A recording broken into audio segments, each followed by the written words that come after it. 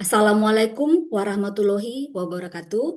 Selamat pagi, salam sejahtera bagi kita semua. Selamat datang Bapak Ibu para peserta sosialisasi pemotongan hewan kurban 1447 Hijriah. Perkenalkan, saya Kristina yang akan memandu jalannya Zoom meeting ini selama 60 menit ke depan. Sosialisasi ini akan dibagi menjadi dua sesi dengan durasi 20 menit pemaparan per sesi dan akan dilanjut dengan tanya jawab. Nah, untuk mempersingkat waktu, saya akan mempersilahkan Dr. Hewan Kristina Marcianturi untuk memaparkan materinya. Kepada Dr. Hewan Kristina, silakan. Terima kasih kepada host Ibu Kristina. Eh, izin Bapak Ibu, eh, selamat pagi buat semuanya.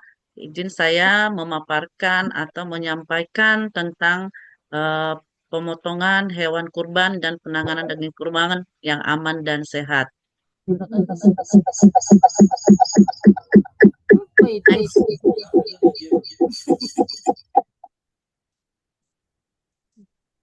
Tujuannya adalah di mana pemotongan hewan kurban itu harus sesuai dengan syariat agama Islam, kaidah Kesmapet dan Kesrawan. Sosialisasi ini kita laksanakan supaya dapat merubah pola pikir dan pandangan masyarakat, di mana selama ini penyelenggaraan pemotongan hewan kurban itu bersifat secara tradisional. Nah, melalui sosialisasi ini kita berharap bisa menjadi ke arah yang lebih higienis supaya menghasilkan daging kurban yang asuh, aman, sehat, utuh, dan halal. Dan selanjutnya, dengan sosialisasi ini tujuannya adalah supaya melindungi kesehatan dan ketentraman batin masyarakat. Adapun aspek dari teknisnya adalah eh, nanti kita akan melakukan pengawasan teknis pemotongan hewan kurban ini. Sebenarnya itu dimulai dari seleksi hewan kurban hingga sampai penanganan dagingnya agar dapat terjamin kehalalan dan keamanannya, terutama kita untuk mencegah penularan penyakit menular atau zoonosis. Yang kedua, dalam aspek penanganan hewan kurban hingga tahap penyembelian harus memperhatikan aspek kesejahteraan hewan sebagai manifestasi saling menghargai sesama ciptaan Tuhan. Adapun persyaratan dari hewan kurban itu adalah hewannya tentunya harus sehat, tidak cacat, dan cukup umur dan jantan. Di mana ciri-ciri hewan yang sehat itu adalah aktif bergerak, nafsu makannya harus baik, rambut atau bulunya tidak kusam, cermin hidungnya basah, tidak kering. Apabila nanti ada cermin hidung yang kering itu eh, terindikasi dengan adanya demam. Baru mata bersinar, mulut, hidung, dan anusnya itu bersih. Eh, ini hewan sehat itu dinyatakan sehat itu dengan harus ada pemeriksaan dari dokter hewan dengan mengeluarkan surat keterangan kesehatan hewan atau SKKH. Di sini kita bisa lihat beberapa contoh hewan yang cacat. Di sini kita dapat lihat ada tanduknya yang luka, ada matanya yang tidak normal, ada kakinya yang luka juga. Ini kita lihat gambaran dari contoh-contoh hewan yang cacat. Nah, tadi kan salah satu syarat hewan kurban itu adalah harus cukup umur. Di mana untuk sapi sapi itu harus di atas umur 2 tahun dan kambing domba itu di atas 1 tahun. Bagaimana kita cara melihat umur apakah hewan kurbannya cukup umur? Kita bisa melihat dari susunan giginya. Nah, yang sudah cukup umur itu sudah terjadi pergantian dari gigi eh, dari gigi seri menjadi gigi tetap. Di sini kita dia ada gambaran dari eh, susunan gigi sapi ataupun gigi kambing. Next. Nah, di sini juga kita bisa lihat bahwa yang belum cukup umur itu di mana gigi serinya itu yang paling depan dua itu yang sepasang itu masih utuh, belum ada berganti, berarti kita bisa bilang itu umurnya itu di bawah 1 tahun. Dan di yang sebelah kanan itu ada cukup umur di mana gigi seri pertamanya berganti menjadi gigi tetap. Ini pas dipastikan sudah di atas dari 1 tahun. Next. Nah, kita bisa selain dari susunan gigi, kita bisa lihat dari eh, badan atau proporsi dari badannya, tubuhnya si ternak. Kita lihat di sini kalau hewan ini terlalu muda ini, eh, di mana punggung apa arah bagian dari belakangnya ekornya itu dia lebih tinggi daripada punggungnya. Itu nampak bahwa hewan tersebut masih muda. Kalau dia udah dia cukup umur, dia itu punggungnya itu akan lebih rendah daripada bagian belakangnya itu akan lebih rendah daripada punggungnya. Next. Nah, seperti yang saya sampaikan tadi, setelah kita lakukan hewan dinyatakan sehat itu harus dilakukan pemeriksaan antemortem, di mana pemeriksaan antemortem itu adalah pemeriksaan kesehatan dan kelayakan hewan sebelum disembelih. Ini dilakukan oleh dokter hewan, nanti akan ditunjukkan atau dibuktikan dengan adanya SKKH.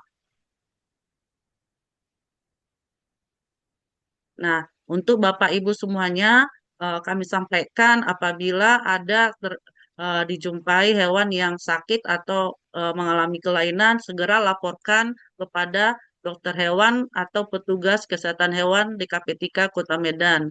Kami telah menyampaikan surat pemberitahuan kepada BKM. Di sana kami telah cantumkan nomor kontak atau kontak person yang bisa Bapak Ibu hubungi apabila ada melihat atau hewan yang mati atau ada menunjukkan kelainan. Jadi harus dipastikan hanya hewan sehat aja yang dipotong. Kita bisa baca di sini ciri-ciri bagaimana kondisi hewan yang sehat dan ada dugaan terhadap antrak atau PMK. Next. Setelah kita lakukan pemeriksaan antemortem atau sebelum dipotong, kita akan lanjutkan bagaimana teknis pemotongan hewan yang sehat dan bersih.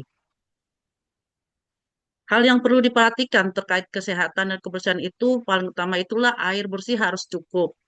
Dan kedua, penanganan karkas digantung, daging yang daging tidak terkena tanah atau lantai dan bahan-bahan kotor. Sehingga kami harapkan Bapak Ibu yang panitia di setiap BKM itu harus membagi tugas setiap panitia sehingga hal ini dapat kita hindari sehingga setiap petugas itu dibagi tugas eh, yang menangani daging harus berbeda dengan yang menangani pemotongan atau yang menangani jeroan. Sehingga dengan seperti itu kita dapat menghindari daging terkontaminasi dengan tanah atau dengan bahan-bahan kotor.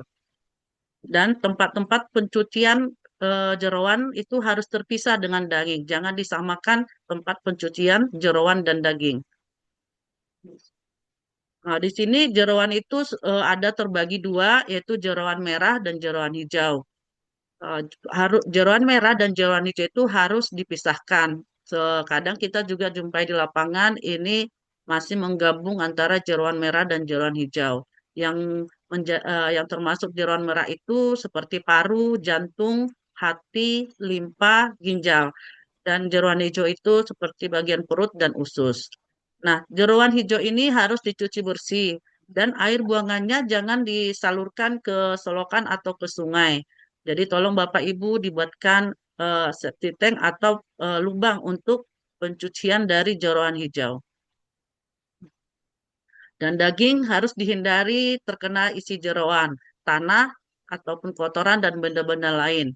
Dan orang-orang atau panitia yang menangani daging itu harus selalu dijaga kebersihan dan harus sering untuk mencuci tangan. Proses pemotongan itu mulai dari sembelih sampai pemisahan daging itu tidak terlalu lama.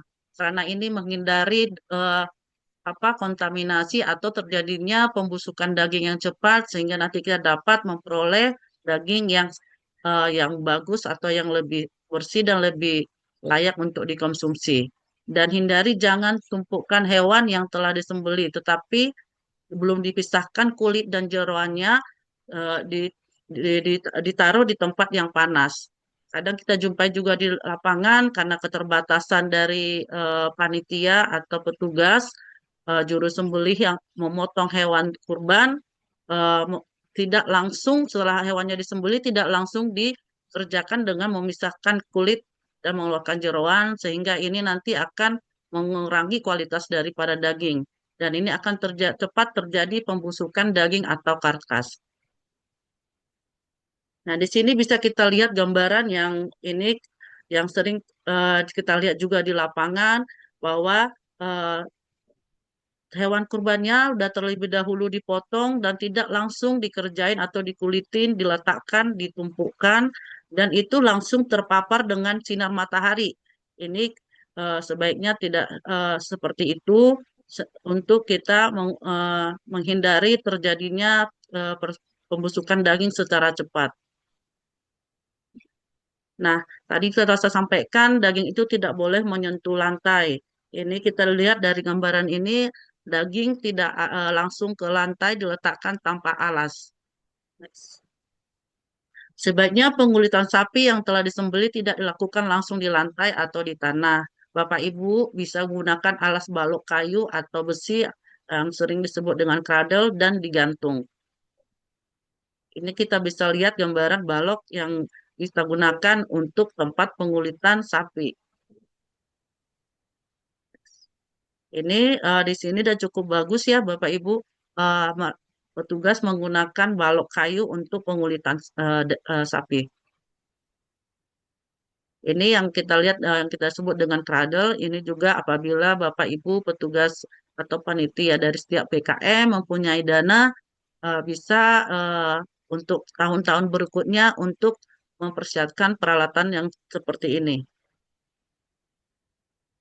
Ini juga udah cukup bagus ya, ada peralatan cradle-nya. Nah, ini juga digantung ya Bapak Ibu, jangan langsung diletakkan ke lantai ataupun bahkan diletakkan ke tanah. Next. Nah, ini juga pengulitan dari kambing juga digantung. Nah, yang kita harapkan ke depannya seperti yang terlihat di gambar, dagingnya digantung, terus boxnya ada wadah box dagingnya, dan diharapkan petugas itu memakai pembungkus kaki. Daging yang telah dipisahkan harus segera dibawa ke tempat yang bersih atau ke tempat pembagian ataupun pemotongan daging. Nah, penanganan daging kurban itu, tempat penanganan daging kurban itu harus terpisah dengan joroan. Daging tidak tercampur dan bersatu dengan joroan seperti yang sebelum saya sampaikan. Terus tempat pencacahan atau pemotongan daging itu harus bersih dan selalu dijaga kebersihannya. Daging tidak langsung diletakkan di atas lantai, boleh dimasukkan ke dalam wadah, box atau baskom plastik yang kedap air, dan gunakanlah meja untuk memotong daging itu tidak langsung di lantai. Alas pemotong atau telanan atau meja daging itu harus selalu dijaga kebersihannya, terus pisau harus selalu bersih dan tajam. Makanya sangat diperlukan ketersediaan air bersih di setiap tempat-tempat pemotongan. Untuk calanan itu harus dia terbuat dari plastik potilen atau PE atau juga bisa kita pakai dari kayu, talenan kayu dengan jenis kayu yang keras seperti pohon jati atau mahoni. Ini kita lihat bisa kita lihat contoh dari permukaan meja dan calanan dari plastik PE dan daging juga telah dimasukkan dalam wadah ember atau box. Ini ada boxnya seperti ini. Next. Nah, ini kita lihat Bapak Ibu ini di lapangan ya sering kita jumpai di mana petugas itu memakai sepatu dan ini kita lihat eh, hewannya tidak dialasin. Ini langsung, saya lihat ini langsung dan petugasnya memakai sepatu dan menginjak eh, apa ya daging ataupun kulit daripada ternak kurbannya. Nah, seperti ini kita lihat gambarannya juga tidak pakai alas dan langsung terpapar ke matahari dan sepatu dari petugas juga menyentuh daripada daging. Nah, ini juga memang sudah dipakai alas tetapi kaki daripada petugas pemotong daging itu menyentuh dengan daging. Nah, ini juga udah dialasi, tetapi petugas tetap memakai sendal ke dalam area bersih untuk pemotongan daging. Ini lama-lama nanti dagingnya ini bisa menjadi rasa sendal kayaknya nih ya. Next. Nah, ini juga kita lihat petugas memakai sepatu juga di udah daerah apa pemotongan yang udah daerah bersih, tapi tetap memakai sepatu. Nah, ini daging udah bercampur dengan kotoran. Ini sering di antara bagian ekor itu mau ada tersisa kotoran daripada ternak itu bercampur dengan daging. Nah, ini kita lihat juga ibu-ibu yang di sini dia memakai kaos kaki dan daging yang udah ditumpukkan atau yang sudah dibagi itu langsung terpapar dengan matahari. Ini dapat mempercepat terjadinya pembusukan daging. Nah, seperti ini juga memakai kaos kaki. Next. Nah, inilah yang kita harapkan nanti Bapak Ibu ke depannya setiap BKM-BKM untuk panitia kurban menyiapkan meja dan talanan yang sesuai dengan yang telah dipersyaratkan. Nah, seperti ini digantung dan disiapkan box sehingga daging tidak langsung menyentuh dengan lantai. Nah, seperti ini juga. Next. Nah, seperti yang saya sampaikan tadi, talanan untuk memotong atau mencacah daging itu harus terpisah dengan talanan untuk memotong jeroan. Dan dihindari dari lalat, jangan menggunakan obat nyamuk atau insektisida pada saat menangani daging. Dan kepada petugas atau panitia itu semua hindari bersin dan batuk langsung ke arah daging. Pisahkan dan buang atau musnahkan bagian daging atau organ yang tidak aman atau tidak layak untuk dikonsumsi. Nanti kita bisa jumpain nanti beberapa organ dari ternak yang dipotong yang tidak layak untuk dikonsumsi harus dipisahkan atau diaskir. Dan gunakan wadah pengemas daging yang tahan air atau yang tidak tembus air. Ini adalah contoh-contoh kantong plastik yang mudah terurai di alam. Kita juga harus menjaga lingkungan kita sehingga nanti Bapak Ibu bisa memasukkan list atau untuk plastik yang akan digunakan atau kantongan yang digunakan untuk tempat dari daging kurban itu harus yang mudah terurai dan aman atau ramah lingkungan. Ini yang terurai dari alam. Dan jangan mencampur daging dengan jeroan merah dan jeroan hijau. Kemas daging dan jeroan itu harus berbeda. Jadi Bapak Ibu harus menyiapkan minimal 3 wadah yang berbeda. Satu untuk daging, satu untuk jeroan hijau, dan satu lagi untuk jeroan merah. Dan tangan orang yang menangani daging itu tidak menyentuh bahan-bahan kotor atau darah, sehingga tadi perlu ada pembagian dari setiap petugas, sehingga dibagi tugasnya masing-masing, sehingga tidak mengkontaminasi dari daging, dan setiap petugas dilarang memegang rambut atau memasukkan tangan ke dalam hidung atau telinga, selalu menjaga kebersihan tangan atau selalu mencuci tangan. Nah, apabila daging telah selesai di dicacah ataupun sudah dimasukkan dalam kantongan, sebaiknya daging yang sudah daging yang sudah dihasilkan itu dan diterima oleh mustaki itu kurang dari 5 jam sejak hewan dipotong. Ini kita supaya memperoleh kualitas daging yang bagus dan daging itu tidak cepat busuk dan dan dapat diterima oleh mustaki dengan kualitas yang baik.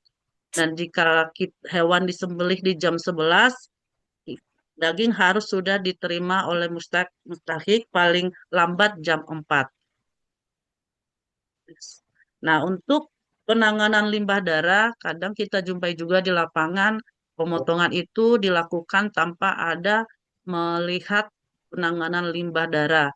Nah, diharapkan jangan dibuang darah ke saluran pembuangan umum seperti selokan, sungai, atau danau.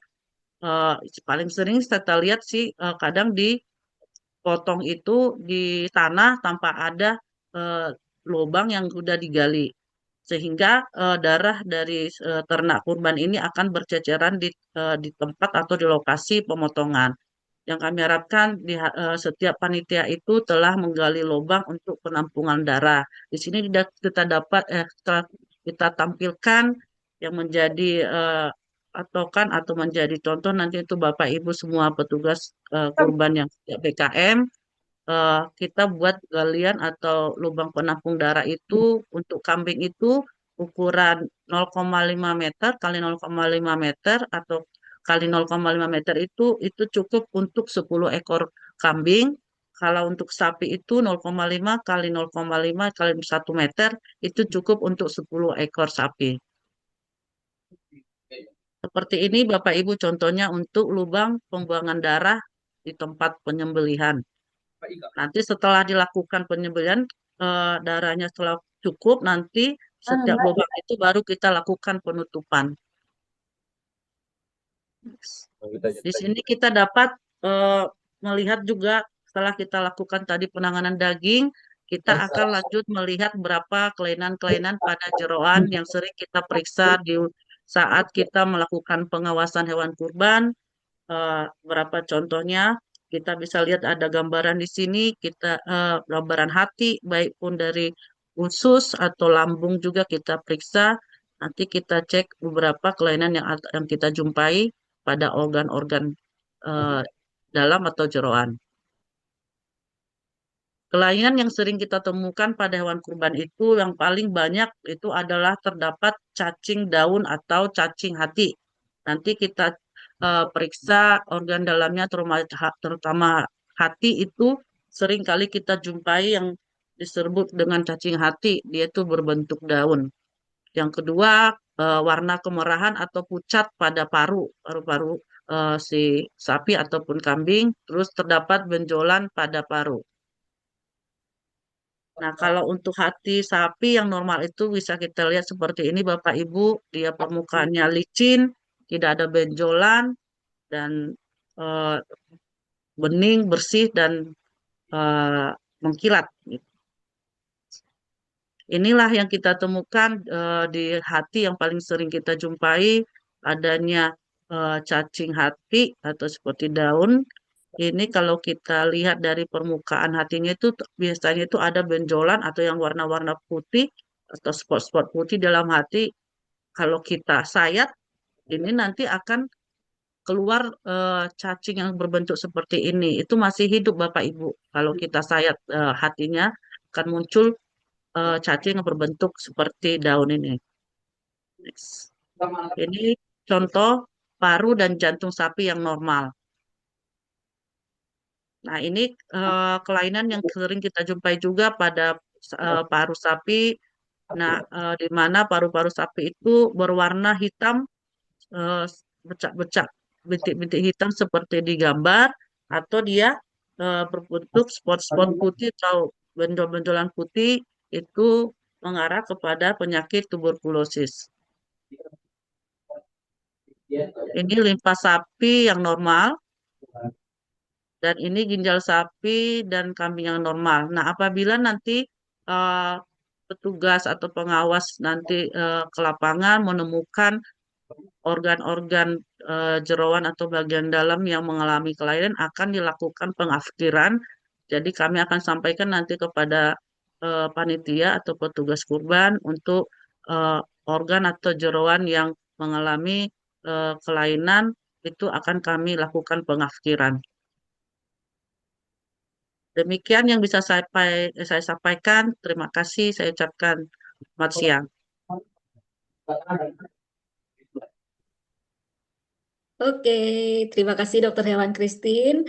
Eh, ini saya mau cek ini dulu deh, cek bagaimana para peserta-peserta misi di sini kah atau enggak. Saya minta Bapak Ibu untuk mengaktifkan mikrofonnya. Boleh? Boleh? Silakan aktifkan mikrofonnya. Saya mau cek dulu ini. Saya mau cek. Saya mau kasih pantun. Saya minta kesediaan Bapak Ibu nanti setiap saya selesai pantun, cakepnya ya. Ya kan? Aktifkan dulu mikrofonnya. Jangan nanti udah bilang cakep ternyata nggak kedengeran suaranya karena di mute. Oke, oke, oke, oke, oke, oke. Oke, aktifkan dulu. Menjemur kain di atas atap. Cakep. Cakep. Kain basah kena hujan. Cakep. Yang layar Cakep. zoomnya hitam pekat. Ini orangnya nyimak apa malah Cakep. bahan? Cakep, cakep. Yang layar zoomnya hitam ini orangnya pada kemana? Cakep. Cakep. Udah selesai. Kok bisa Cakep. cakep-cakep lagi? Cakep Udah orang. selesai. Oke, tadi sudah dengar pemaparan dari Dokter Hewan Kristina. Jika ada pertanyaan, Bapak Ibu silahkan. Kita beri 3 kesempatan dulu untuk yang sesi pertama.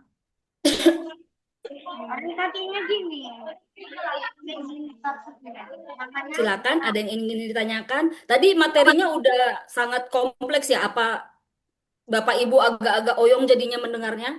Silakan yang masih ingin lebih jelas lagi.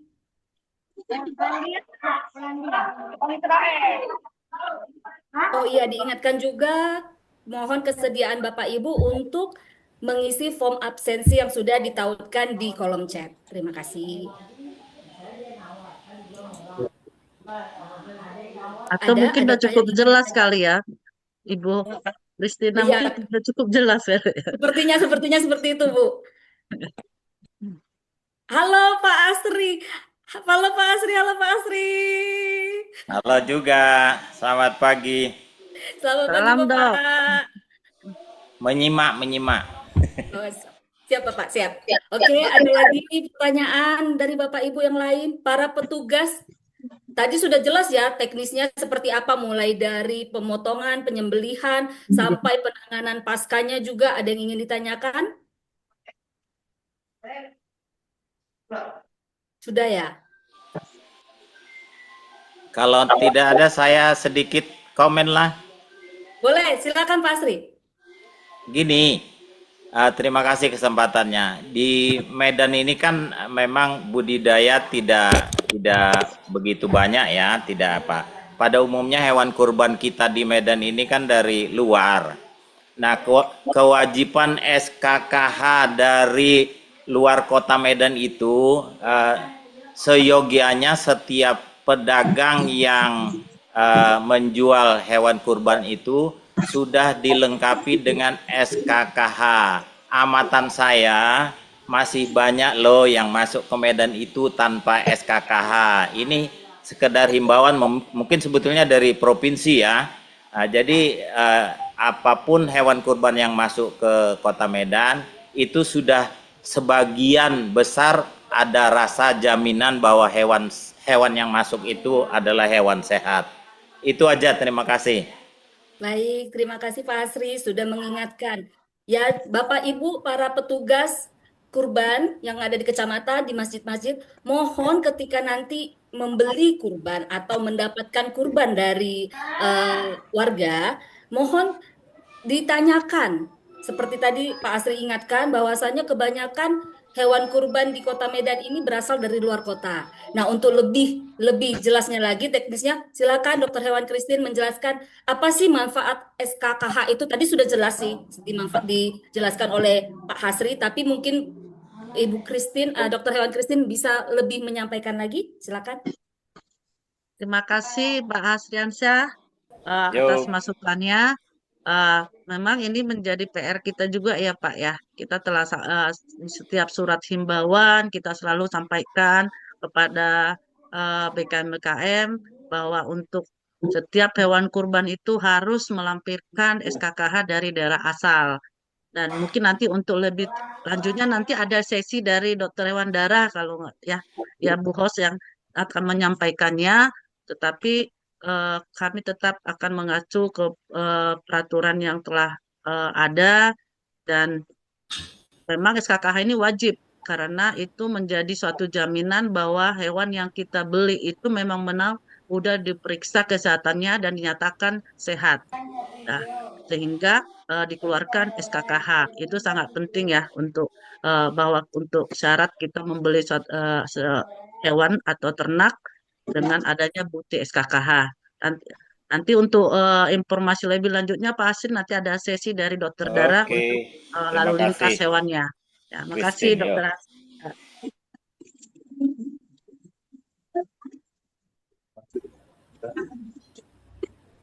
Oke, baik, terima kasih. Sekarang ini kita mau, apa masih ada pertanyaan untuk Bapak Ibu? Biar kita bisa lanjut sesi berikutnya. Atau kita mau ini dulu, break dulu, nggak usah lah ya. Kayaknya masih segar-segar tadi wajah-wajahnya masih segar-segar kok. Yang hitam-hitam saya nggak komentarin ya, yang layarnya hitam-hitam saya nggak komentarin. Tadi saya hanya komentarin yang video-video wajah-wajahnya yang muncul tadi masih segar-segar sepertinya. Oke, ini saya tanya kesiapan Dokter Hewandara, apakah sudah bisa kita mulai untuk sesi Dokter Hewandara? Oke, sembari kita menunggu Dokter Hewandara, saya kasih pantun lagi nih. Saya banyak pantun ini hari ini. Saya mau kasih pantun lagi. Tapi yang ini pantunnya nggak usah dikasih cakep juga nggak apa-apa. Senin kan ketemu kita. Siapa ya? Tapi kalau yang mic-nya nggak di mute boleh lah dikasih cakep. Tapi kalau di mute nggak apa-apa, nggak dikasih cakep juga. Saya sudah ikhlas kok nggak dikasih cakep. Oke, jalan-jalan ke Kota Medan. Cakep. Cakep. Ya, terima kasih. Jangan lupa beli kain katun. Cakep. Selamat datang di sesi kedua sosialisasi hewan kurban. Mari kita simak materi dengan santun. Silakan waktu dan silakan.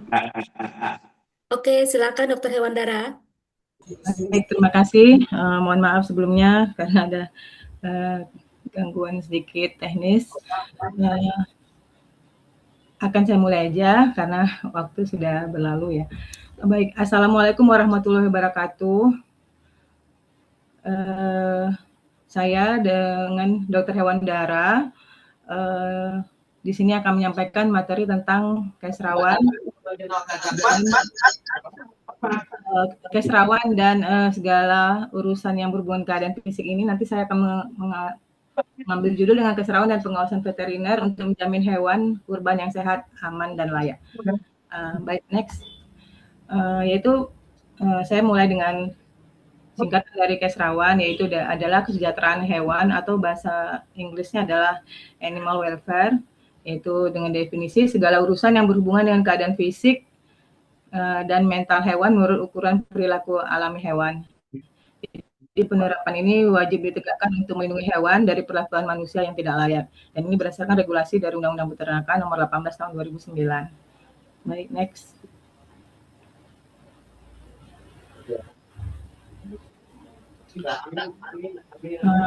Ada 5 prinsip dalam kesejahteraan hewan, yaitu berlaku ihsan atau kepada hewan penyembelihan, yaitu adalah salah satunya bebas dari rasa lapar dan haus. Hewan harus dikuasakan sebelum penyembelihan. Berikan minum dan puasa makan dilakukan sebelum pengangkutan. Jadi bisa dilakukan puasa sebelum lakukan penyembelihan selama 12 jam.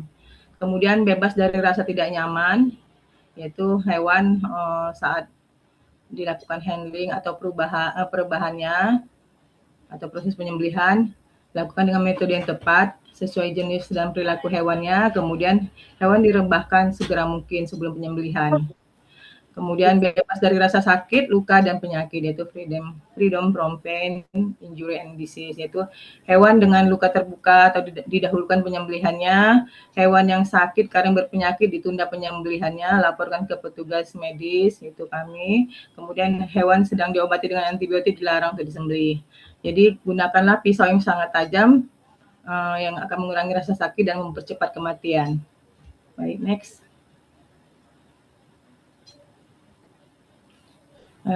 Kemudian bebas dari rasa takut dan tertekan, yaitu hewan tidak melihat temannya yang sedang disembelih. Seringkali di lapangan saat kami mengawasin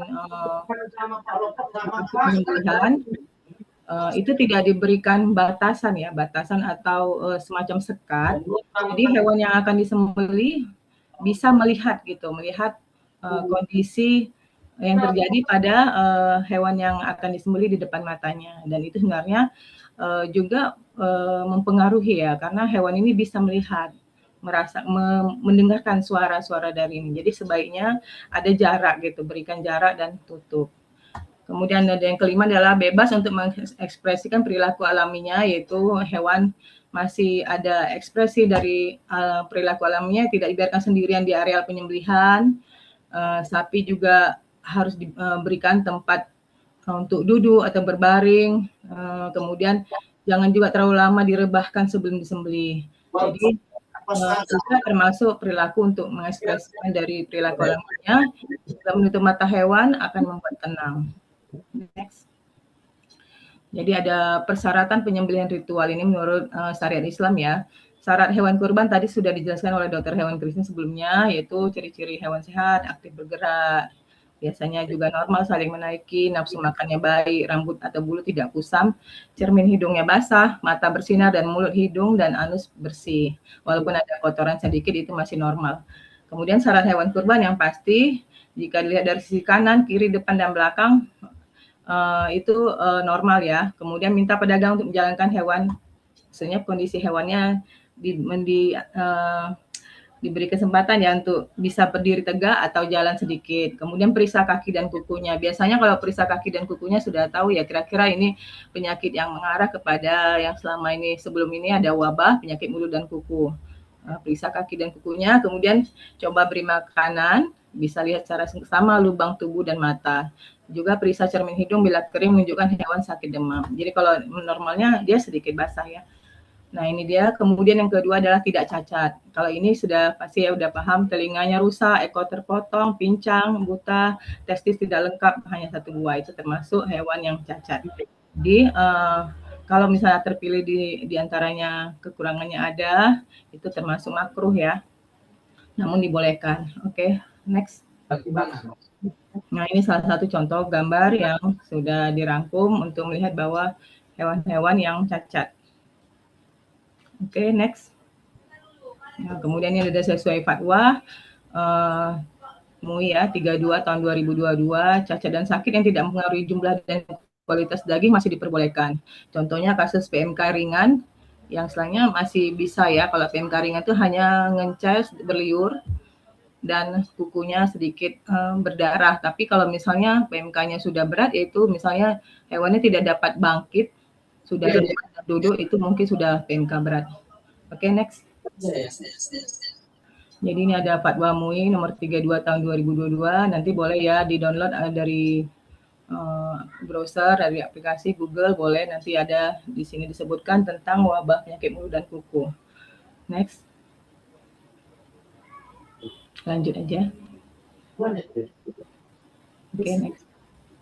Ya, ini ada 4 pilar dalam penyembelihan. Di sini ada semacam skema ya, skema bahwa dalam kondisi halal slaughtering, istilahnya dalam penyembelihan halal harus ada proses ya, hewan, rumah potongnya, tempat penyembelihannya, peralatannya, dan proses. Nah ini yang sebenarnya harus kita bahas dari mulai hewannya sudah ada, hewan kurbannya, tempat penyembelihan, dan peralatan-peralatannya, serta proses saat menyembelih. Baik, lanjut. Ini ada konteks kesejahteraan dalam penanganan hewan kurban, yaitu penanganan sebelum penyembelihan. Ini termasuk animal welfare yang paling penting, mengurangi stres. Dari mulai asal hewan, misalnya hewan itu didatangkan dari daerah mana, dari daerah sebelumnya, menggunakan transportasi, kemudian dari transportasi juga ada tempat penampungannya, kemudian ada pemeriksaan antemortem, sarana dan prasarana penyembelihan. Kemudian ada penyembelihan, yaitu mengurangi rasa sakit. Ini adalah termasuk dari bagian konteksnya tadi, juru sembelih, yaitu juleha ya sebutannya, juru sembelih halal. Dari pengekangan dan pengendalian hewan saat mau disembelih, kemudian saat penyembelihan. Dan kemudian ada penanganan pasca penyembelihan, pastikan sudah mati ya. Bapak Ibu, kalau misalnya mau tahu refleks hewan yang sudah mati, itu kalau kita dekatkan tangan kita ke ke matanya, kornea matanya dia sudah tidak ada respon ya, artinya matanya sudah tidak berkedip. Gitu. Oke, next lanjut. Asal hewan. Nah ini yang akan saya sampaikan sesuai materi saya, yaitu hewan harus dipastikan memiliki dokumen lengkap. Jadi biasanya kita sering sebutnya surat keterangan kesehatan hewan atau SKKH, berasal dari daerah yang tidak sedang terjangkit wabah penyakit hewan menular. Kemudian penting untuk prinsip dari penelusuran ya. Transportasi juga kurang dari 12 jam, istirahat minimal, dan transportasi lebih dari 12 jam, istirahatnya minimalnya juga 12 jam. Jadi ini hal penting yang sering kita tekankan karena kebetulan memang di Sumatera Utara ini sudah termasuk daerah tertular untuk penyakit wabah, LSD, lumpy skin disease, dan PMK. Jadi daerah tetangga kita, misalnya contohnya kabupaten sebelah misalnya ya Langkat, Binjai atau daerah dari Serdang juga termasuk. Namun ini pentingnya kita menggunakan syarat SKKH karena bagi para pembeli atau BKM ya yang biasa menyediakan hewan kurban, karena di sini sudah ada pemeriksaan dokter hewan sebelumnya untuk memastikan hewan itu sudah sehat, sudah diperiksa paling enggak 1 hari sebelumnya atau 2 atau 3 hari sebelumnya. Jadi SKKH ini menjamin Bapak Ibu yang membeli hewan kurban, jadi hewannya ini sudah aman gitu sampai nanti bisa kita bantu untuk periksa. Biasanya petugas-petugas kurban seperti kami nanti akan turun 1 atau 2 hari sebelum hewan dihadirkan di lokasi. Kami insya Allah kami akan memeriksanya di tempat-tempat titik tertentu. Baik, oke, next. Ya ini ya, ini termasuk dalam bagian case rawan karena saya sering mendapatkan kasus ini saat diantarkan transportasi tidak layak dan tidak ada tempat untuk menurunkan sapi. Sapi tersebut saat diangkat dari kandang asal, dibawa dari daerah asal itu sapinya masih normal. Mungkin dia hanya lapar, haus ya. Tapi saat diturunkan itu bisa jadi terjadi luka. Bahkan ada yang bilang sampai cacat apa enggak, itu timbul keraguan ya. Sebenarnya dalam masa transportasi ini paling penting ya untuk mengiring atau memberikan perhatian kepada pemilik hewan atau pengirim, karena ini seringkali terjadi nih saatnya contohnya sapi yang diturunkan harus lompat sekitar 1-2 meter, kadang hampir lebih, atau truk-truk yang tidak mempunyai alas untuk turun ya, tangga turun untuk dari hewan tersebut. Jadi mereka lompat dan kadang-kadang jatuhnya juga sangat kasihan ya. Ini sebutan dari animal welfare tadi. Oke, next. Nah ini kandang penampungan. Di sini juga mencampur hewan dengan jenis yang berbeda. Kadang-kadang ada domba, kemudian ada juga sapi, memang ada juga ya kerbau. Contohnya kalau di daerah Sumatera Barat mungkin kurbannya itu kerbau, tapi sebaiknya pisahkan ya dari hewan tersebut berdasarkan jenisnya. Dan jangan menyakiti hewan kurban, menelantarkan dia, kemudian diberi di tempat lokasi penyembelihan hewannya itu dibiarkan panas, kena hujan tanpa ada tempat berteduh. Oke, next. Ada lokasi penyembelihannya. Sebaiknya daerahnya terbatas dan tidak semua orang yang tidak berkepentingan boleh masuk ke area penyembelihan atau tempat lokasi penampungan. Baik, next. Nah, ini yang pernah kita jaga dari penyakit mulut dan kuku dan serta lumpy skin disease yang ada di Sumatera Utara. Boleh, ini sebelumnya sudah pernah terjadi dan mungkin masih kita sikapin karena memang penyakitnya belum mereda ya, masih ada. Oke, next.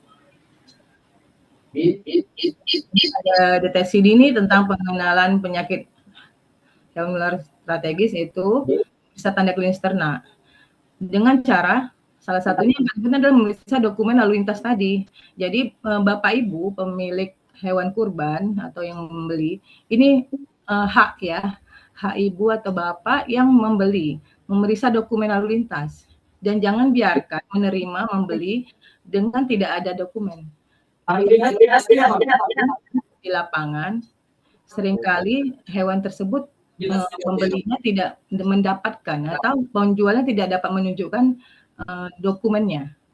Bahkan hewannya pun kita nggak tahu itu dari mana asalnya. Nah, itu yang sering kami dapati di lapangan, dan ini siapa yang rugi? Ya tentu yang pemilik hewan kurbannya ya, karena tidak jelas. Sebaiknya ini penting. Oke, next. Nah, ini dia deteksi dini dan pengenalan PHMS zoonosis. Tentunya kita memantau kondisi hewan kurban dengan cara boleh ya aktif melaporkan kepada kami petugas kesehatan hewan apabila ditemukan hewan kurban. Nah, kami punya kontaknya, nanti boleh dicatat atau nanti boleh diinformasikan oleh dari bidang dari Dr. Christine nanti dapat. Kemudian ini bisa memisahkan hewan yang individu yang sakit dan sehat, nanti kabarin ke kami apa yang sebaiknya dilakukan. Kalau misalnya hewannya sakitnya agak mencurigakan ke arah penyakit mulut dan kuku dan lumpy skin disease, kabari kami sebelumnya. Oke, next. Ya, ini dia pencegahannya, yaitu dengan cara apa? Dengan cara memastikan hewan yang dibeli atau yang dijual tadi sudah divaksinasi PMK. Jadi setiap hewan yang itu punya persyaratan wajib ya Bapak Ibu, mereka sudah divaksinasi. Nah, ini harus diketahui. Kalau misalnya tidak ada rekomendasinya, ini divaksinasi di lokasi apabila pemotongannya lebih besar dari 14 hari. Jadi boleh di 14 hari, tapi jatuhnya nggak jadi kurban ya. Hanya jatuhnya sedekah karena hewannya sudah tidak pasti, tidak diketahui di mana, dari mana asal sejarahnya tersebut. Oke, next. Ya, ini dia saya sedikit ya menjelaskan tentang lalu lintas ternak. Jadi di dalam usaha perlindungan dan pengawasan hewan tersebut, kita punya aplikasi, dan aplikasi ini boleh diakses semua pelaku usaha dan pembeli melalui aplikasi lalu lintas ternak. Ini sesuai dengan Permentan nomor 17 tahun 2023 dan Kementan tahun 2024 nomor 708. Oke, next. Nah, ya, saya menjelaskan dasar hukumnya dulu tentang tata cara pengawasan lalu lintas hewan. Dan ini status situasinya sudah ada, penetapan status situasi. Kebetulan saya bisa jelaskan secara singkat bahwa untuk situasi penyakit hewan, khususnya hewan kurban, kambing dan domba, itu ada beberapa penyakit, dan penyakit yang sudah ada tertular yaitu adalah PMK dan LSD. Oke, next. Ini aja ya, hewan apa saja yang dilalirkan, yaitu ini ada termasuk dari mulai 1 sampai 4 ini yang pastinya untuk hewan kurban ya. Jadi yang dilalirkan ada banyak, beberapa hewan termasuk produk-produknya dan hewan-hewan lain. Jadi ini ada beberapa hewan. Jadi boleh nanti kalau misalnya perlu nanti saya tunjukkan di sini. Baik, next. Iya, ini dia produk hewan apa saja yang dilalirkan. Ini ada termasuk karkas daging, ada susu, ada telur, pet food, hewan telur asin, bulu unggas, kulit juga tulang, serta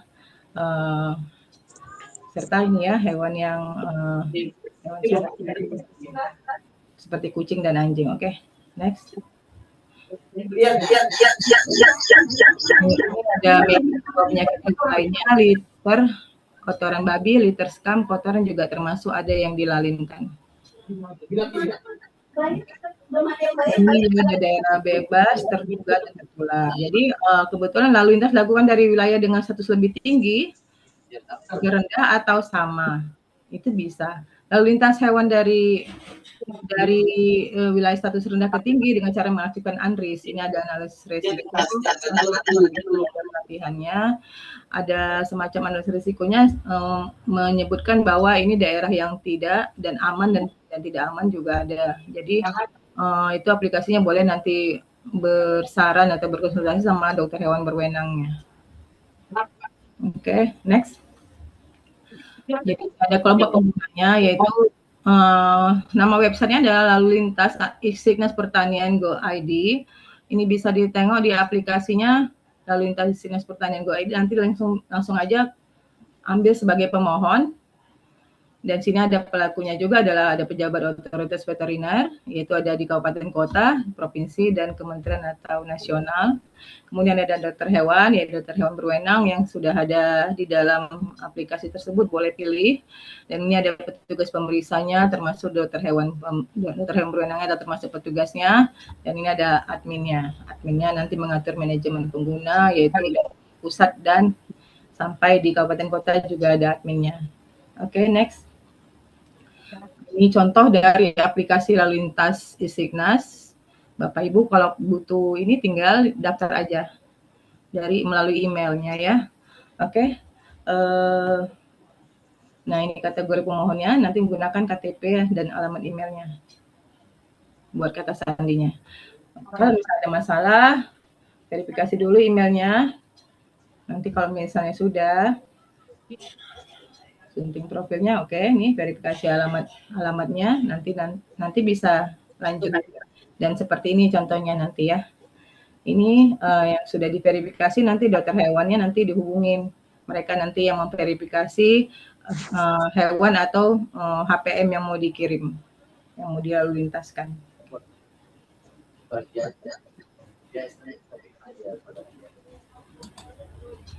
Oke ya, jadi kita mengutamakan ternak lokal ya. Memang kalau mengutamakan ternak lokal dia tidak perlu SV. Tidak, ternak kurban dari kabupaten kota lain dilengkapi SV. Ya, SV itu sertifikat veteriner ya. Jadi kebetulan di Kota Medan ini ada perwa larangan kaki 4 dan kita tidak mengasuh itu. Jadi kebetulan ternak yang sehat dan tidak ada vaksinasi itu tidak kita anjurkan. Sebaiknya kalau misalnya mendatangkan sapi atau ternak kurban lain dari daerah lain, gunakan SV.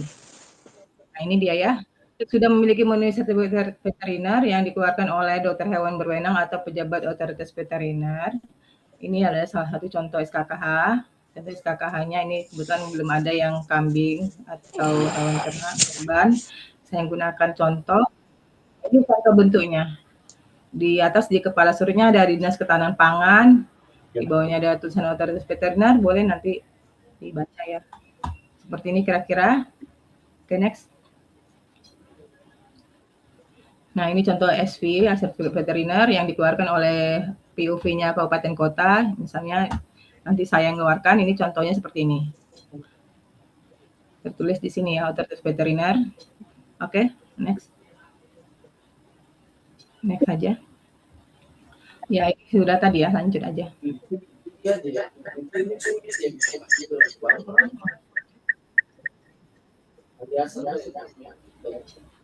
Nah ini dia, saya bicara tentang masalah dinamika kurban ya, yang sering terjadi.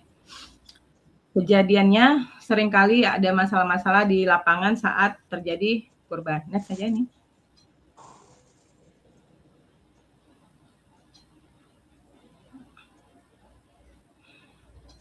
Ya. Nah ini next saja. Oke ini ya, tata cara ya dari case rawan tadi. Sering terlihat ini kondisi di lapangan pick up atau yang mengangkut hewan kurban tersebut terlalu penuh, overload, terlalu padat. Kira seperti ini. Next. Ini memang menggunakan tangga ya, tapi masih terlalu tinggi. Sebaiknya memang udah ada tempat tangganya ini. Jadi hewan masih lompat ya. Kayak gini. Oke, next. Ini enggak ada Ada komentarnya. Nah ini kambing dombanya seperti ini. Terlalu padat penuh. Apa ada nafas? Tidak. Seperti pengangkutan area barang-barang yang bukan barang hidup ya. Bagaimana seperti ini tidak layak. Makin parah kalau perintar. Jadi kalaupun meskipun dipuasakan tetap harus diberi air minum ya. Jangan dibiarkan dia dalam kondisi keadaan kehausan, walaupun kelaparan masih besar, tapi paling nggak sedikit-sedikit masih ngunyah ya. hewannya masih biasa, itu namanya animal instinct, tetap aja mereka mau minum dan makan secukupnya aja. Tidak perlu banyak, tidak perlu dicarikan rumput sebanyak-banyaknya karena mereka nanti akan penimbunan di lambung, malah yang ada terjadi semacam sesak di rumennya nanti waktu penyembelihan. Oke, next. Ya, kalau membaringkannya kira-kira ya sebagaimana baiknya, jangan membaringkan seperti membaringkan kucing ya. Artinya membaringkan hewannya dengan keadaan yang baik, dengan perilaku alaminya ya. Oke, next. Ya, ini ada handling restraint. Menurut sunnah yang diinjak adalah leher, bukan dada atau rusuk perutnya. Yang diinjak boleh di sekitar kepala, bagian leher ya, boleh. Misalnya mau ditahan untuk menyembelih, tidak dengan perutnya atau kakinya petugasnya meminjaknya lewat dengkulnya itu di perut gitu. Sebaiknya jangan injaklah dekat bagian pangkal lehernya atau tekannya, bukan injak ya, tekan. Oke, next. Ya, ini dari hadisnya. Kalau melihat beliau menginjak kakinya di pangkal leher ya, ini udah ada hadisnya. Oke, next. Nah, ini juga sering saya lihat, atau memang sebenarnya petugas kurbannya mau akrobat atau tes fisik atau uji ini ya, uji keahlian ya di depan hewan kurban. Sebaiknya jangan mengasah pisau di dekat hewan yang akan disembelih. Hewan juga punya mata, punya rasa ya. Dia masih gemetar, dan itu apakah gemetar pengaruhi, kan dia memang udah mati? Tidak mempengaruhi sangat, karena proses pengeluaran darah juga membuat semacam stres atau lagi juga jadi tidak baik karena tidak pengeluaran darah tidak sempurna hasil dari stres tadi. Oke, next. Next saja. Nah, ini pernah saya lihat ya di kondisi di lapangan, tali sembelih terlalu pendek, diikat ke tiang sampai hewannya nggak bisa kemana-mana. Nah, ini sangat kasihan sekali. Bahkan dia kan kepengen duduk ya, berdiri, capek juga berdiri terus. Cuman dia kan nggak bisa ngomong ya, berdiri terus tapi mulutnya terikat, moncongnya terikat dengan tiang. Ini juga nggak bagus ya. Tidak baik ya, baik dia dilonggarkan sedikit untuk bisa duduk. Oke. Nah, ini juga waktu jatuh sebenarnya ada teknik ya, untuk menjatuhkan mungkin semacam ada pelatihan, tapi saya kurang tahu apakah bisa dilakukan kembali untuk merebahkan jatuhinya seperti kayak gini. Oke, next.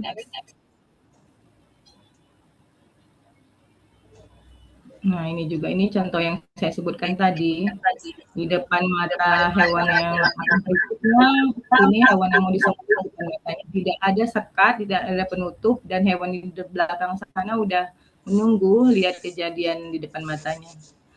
Lihat pisau aja dia udah gemetar, apalagi temannya yang berdarah-darah ya. Mata hewan udah masih ada responnya. Oke, next.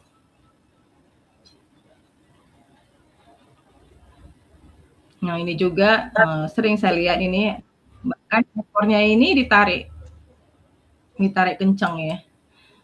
Sebaiknya sih ekornya nggak apa-apa dipegang, tapi jangan ditarik kuat seperti ini. Ini kadang lupa ya, atau waktu ekspresi penyembelihnya di sini, yang ini juga ikutan tegang ya, konsentrasi gitu sampai tangannya narik ekor gitu kuat. Oke, next. Nah, ini juga saya pernah lihat perlakuannya, udah diikat gini, tapi batangnya juga, batang pohon ini diinjak lagi. Ini kan ada punya sendi dia di sini. Gitu. Ini udah perlakuan menyiksa ya, udah bukan animal welfare, udah. Nah, ini kejadiannya sering ada. Next. Nah, ini salah satu contoh ya. Menyiksa hewan, sudah disembelih tapi hewannya masih berdiri. Kejadiannya bukan ada kejadian sudah pernah terjadi di tahun 2023. Ini juga karena teknis ya, karena masalahnya mereka tidak cukup ilmu untuk menarik hewan tersebut masih berdiri. Oke, next saja. Ya, nah ini yang saya sebenarnya mau sarankan. Waktu saya di lapangan saya sering ibu-ibu sama bapak-bapak yang membawa anak-anaknya untuk berkurban ya. Boleh ditanyakan sama ustaznya, apakah memang perlu gitu menghadirkan anak kecil untuk melihat penyembelihan. Dan ini apakah anak-anak itu sanggup melihatnya? Nah, itu silakan, karena mungkin ada yang lebih berkompetensi untuk menjelaskan tersebut. Bahwa anak-anak yang belum cukup umur trauma melihat penyembelihan kurban. Terus terang, pengalaman saya ini curhat sedikit ya. Waktu saya kecil dulu juga saya pernah diajak untuk lihat dan saya takut. Saya ngeri gitu, dalam hati terngiang-ngiang suara sapinya itu sampai sore. Sapinya waktu disembelih depan mata saya. Itu jadi trauma saya, tapi entah kenapa saya akhirnya jadi dokter hewan ya, untuk lihat yang kayak gini malah sering. Ya itulah tadi ya, mungkin yang nggak jadi dokter hewan mungkin khawatir, tapi kalau udah kejadiannya seperti ini mereka juga bukan tontonan untuk umum ya.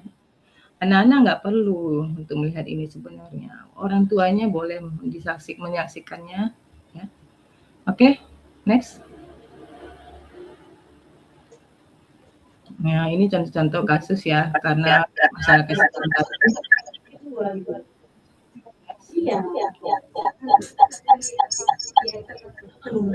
Ya, ini konsepnya setelah tadi, mulai dari transportasi, area penampungan, handling restraint, penyembelihan, hingga mati secara klinis ya.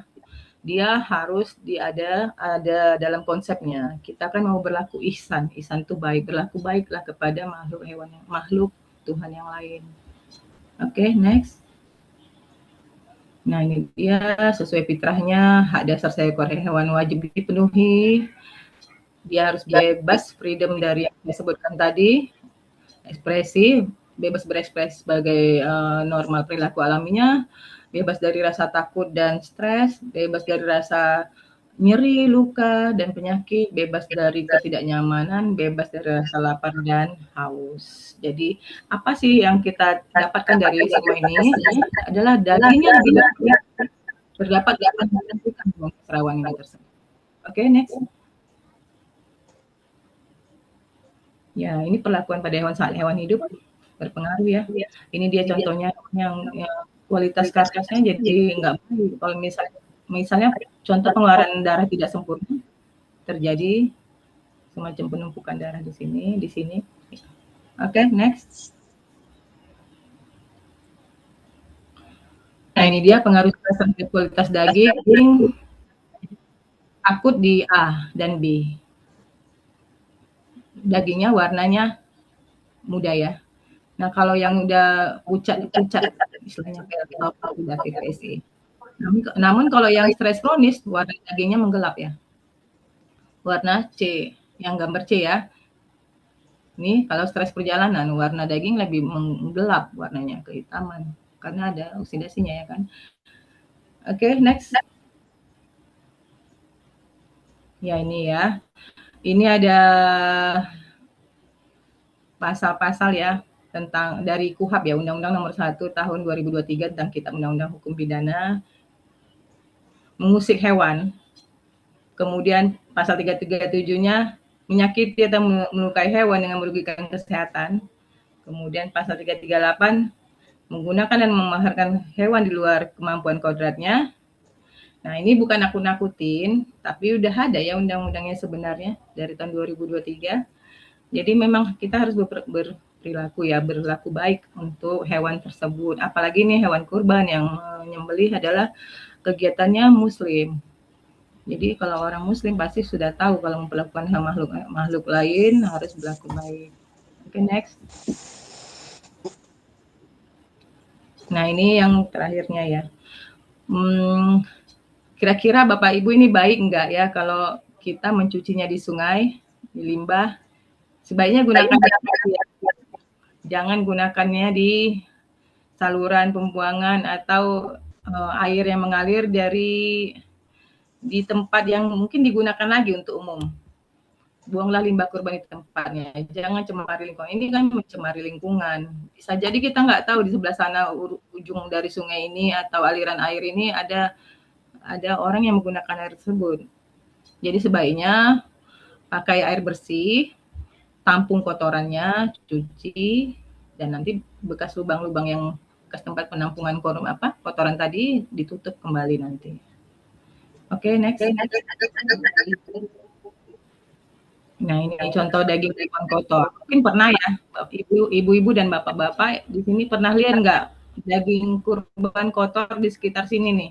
Warnanya kehijauan, lengket gitu ya. Akibat apa? Mungkin waktu dia disembelih dagingnya potong-potong dia bercampur gitu di alas-alas kurban tadi. Akhirnya kotorannya ini ada kotorannya. Ini disebut ya tidak dilaksanakan secara toib. Oke, ini puluhan warga alami keracunan. Ini contoh ya, kalau udah daging kurban masaknya nggak benar ya. Oke, next ya, next. Oke, ya ini dia dari salah satunya dari ayat Al-Quran ya, Al-Maidah ayat 88. Dan makanlah makanan yang halal lagi baik dari apa yang Allah telah rezekikan padamu, dan bertakwalah pada Allah yang kamu beri dan yang kamu beriman kepadanya. Ya, ini udah ada dalam anjurannya. Oke, next. Sudah. Ya ini semuanya termasuk dalam aturan Kesmafed ya. Mungkin yang belum tahu apa Kesmafed, ini adalah yang mengatur masalah hubungan hewan dengan produk dan produknya yang secara langsung atau tidak langsung mempengaruhi kesehatan manusia. Jadi apa yang kita butuhkan dari hewan tersebut sudah ada aturannya, dan ini ada di dalam urusan Kesmafed. Next. Dan ini Kes 1 adalah segala urusan berkaitan dengan perlindungan sumber daya hewan, kesehatan masyarakat dan lingkungan, serta penjaminan keamanan produk hewan melalui Kes Rawan dan peningkatan akses pasar untuk mendukung kedaulatan, kemandirian, dan ketahanan pangan asal hewan. Ini udah ada undang-undangnya nomor 18 tahun 2009 dan tahun 2014 ya, nomor 41 yang diperbaiki. Oke, next. Kes Wanas tadi yang saya sebut adalah sebenarnya dari Isiknas tadi, informasi sistem informasi kesehatan hewan nasional. Ini berlaku secara dokter hewan berwenang dan pejabat tersebut benar ada pengawalnya, dan ini kita memperlibatkan kesehatan hewan dalam penyelenggaraannya ya, pemangku kepentingan dan masyarakat secara terpadu. Jadi sudah ada dalam sistemnya dan sudah ada dalam aplikasi, tinggal masyarakat tinggal berkonsultasi atau membutuhkan masalah penyakit atau apanya bisa dihubungi dengan tugas ya. Silakan. Next. Baik, ada kewenangannya. Mafed yaitu pengendalian dan penanggulangan zoonosis. Kemudian ada penjaminan keamanan kesehatan, keutuhan dan kehalalan produk hewan, dan penjaminan higien dan sanitasi. Ini karena berhubungan dengan manusia adalah urusannya ada dalam Kesmafed. Oke, next. Ya, ini tadi ya sistem kesehatan hewan nasional atau Siskeswanas. Ada kaidah pemotongan hewan kurban dan yang paling utama dalam mendapatkan ihsan halal thayyib itu tadi. Tujuannya supaya kita tetap berlaku baik dan baik-baik. Oke, next. Nah, ini ada prinsipnya one world. Hewan dan lingkungan semua adalah udah, oke. Dulu kira-kira ada penyampaian saya, ada yang perlu atau mau dipertanyakan. Saya akhiri dulu. Sebelumnya, bila ada penyampaian saya yang salah, saya mohon maaf kepada Allah, saya mohon ampun. Terima kasih semuanya. Assalamualaikum warahmatullahi wabarakatuh. Oke, baik Bapak Ibu, sudah tadi ada pemaparan materi dari Dokter Hewandara. Adakah yang ingin ditanyakan? Ayo.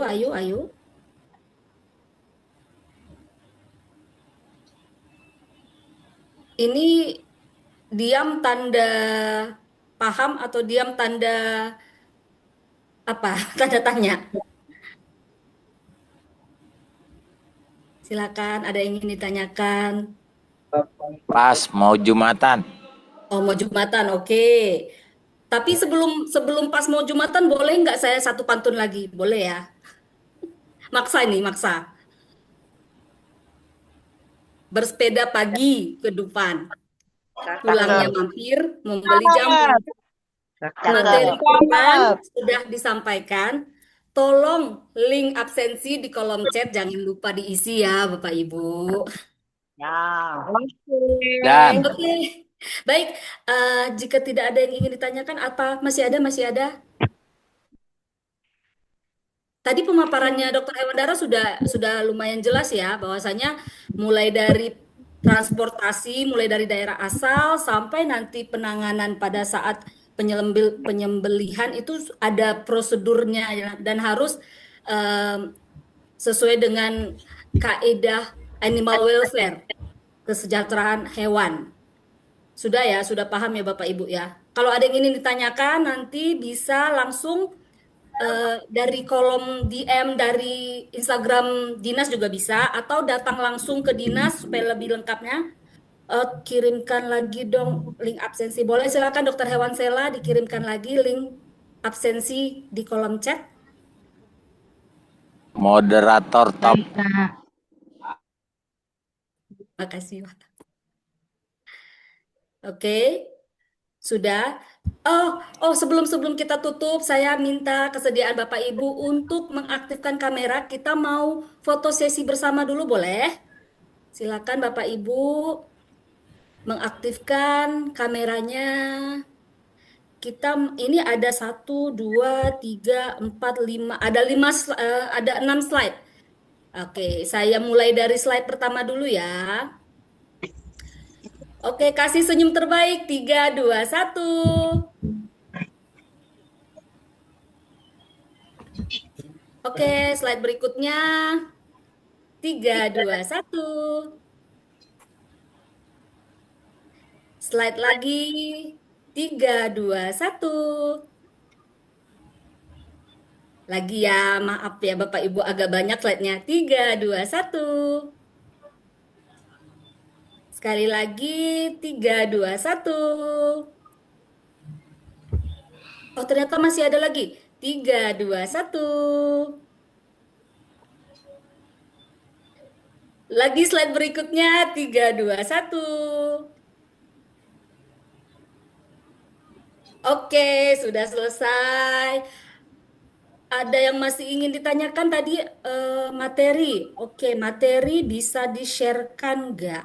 Nanti materi, sebentar ya, saya sharekan di chat sebentar ya. Kasih waktu saya 3 menit ya Bapak Ibu sebentar.